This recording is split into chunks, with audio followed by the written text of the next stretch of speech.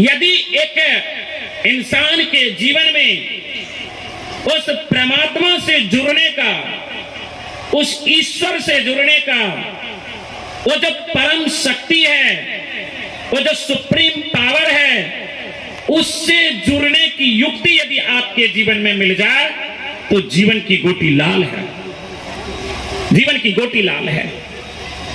सज्जनों, आखिर उससे हम जुड़ेंगे कैसे? उससे हमारा कनेक्शन जुड़ेगा कैसे? आप जितने लोग यहां बैठे हैं, वो ईश्वर परमात्मा है या नहीं है? आप लोग बताइए, है कि नहीं है? है? कहां है? अब सज्जनों, जरा गौर कीजिए, चिंतन कीजिए। जर्रे जर्रे में है झांकी भगवान की, किसी सूझ वाली आंख ने पहचान की। महापुरुषों की वाणी है कि परमात्मा कण कण में विराजमान है, जर्रे जर्रे में है, लेकिन उससे परिचित कैसे होंगे? उसके लिए युक्ति क्या है? भक्ति रूपी युक्ति जब हमारे जीवन में होगा। भगवान श्री राम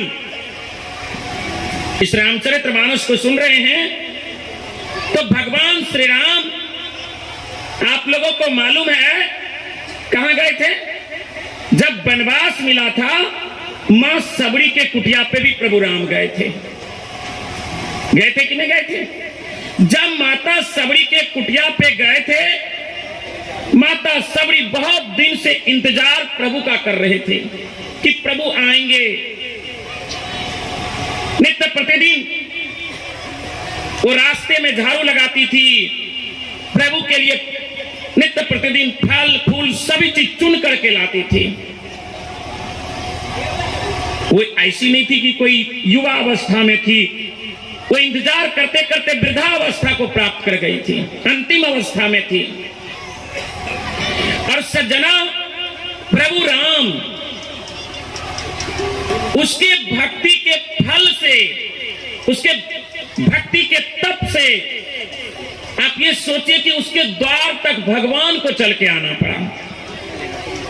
आप माता सबरी के भक्ति का यदि प्रसंग ढंग से श्रवण करेंगे तो माता सबरी के लिए भगवान को जन्म लेना पड़ा, ऐसा भी इतिहास है। गौर कीजिए। और वहां उसको जाना पड़ा, प्रभु को वहां पे जाना पड़ा।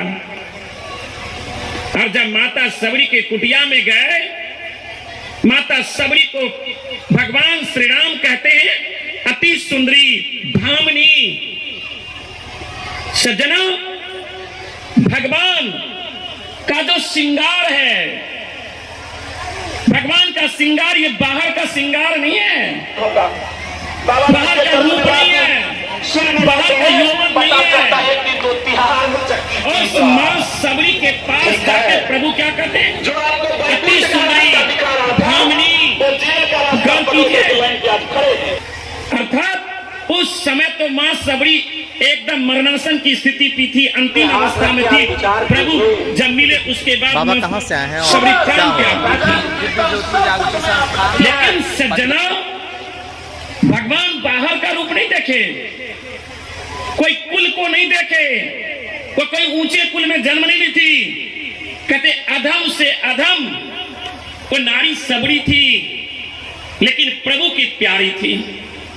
5 दिवसीय कार्यक्रम है जो 27 तारीख से आगाज हुई है, आगामी 27 तक चलता रहेगा। और इसका समय है दोपहर के 1 बजे से शाम के 5 बजे तक। और इस बीच में एक से बढ़कर एक साधु एवं साध्वी के द्वारा गायन वादन से लेकर के प्राण प्रतिष्ठान एवं एक से बढ़कर एक विषय को, जो विचार विहीन नहीं हो रहा है समाज, उनको विचारा अधीन लाने के लिए और विचार को उत्तम बनाने के लिए अच्छे अच्छे मुद्दों पर विचार व्यक्त किया जाता है, जिससे समाज अग्रसारित हो सके। मेरा रवि रंजन, यही कृष्णा मार्केट का प्रांगण है जिनमें इससे पहले भी आपने और सभी समाज के लोगों ने अपनी प्रतिभाओं को उभारा था मेला के स्वरूप में। आज वही प्रांगण में पुनः यह अद्वितीय कार्यक्रम दिव्य ज्योति जागृति संस्थान के द्वारा प्रस्तुत की जा रही है। हमें लगता है कि इस कार्यक्रम में सम्मिलित होकर के लोग अपने समाज में हो रही कुरीतियों को अपने से दूर हटाएंगे और अपने अंदर एक संतोष की भावना को जागृत कर पाएंगे। इस बाबा के ये स्वामी जो अभी प्रवचन कर रहे हैं, इनका नाम है सुकर्मानंद जी महाराज, जिनकी अगुवाई में इस कार्यक्रम का अनुष्ठान हुआ है और प्रत्येक दिन रोजाना 23 तारीख से 27 तक होता रहेगा। और इनमें और भी शिष्या हैं आशुतोष जी महाराज की, जो एक से बढ़कर एक विद्वान विद्वता लिए हुए हाजिर है और उनकी वक्तव्य को हम सभी श्रद्धालु भक्तजन बड़े ही गौर से सुन रहे हैं और स्रोत करके उन विचारों को ले जाकर के हम अपने समाज में अच्छे विकसित होने के लिए शायद अपने अंदर अनुग्रहित करेंगे और उन्हीं के कदमों पे चलकर समाज को आगे लेकर जा पाएंगे।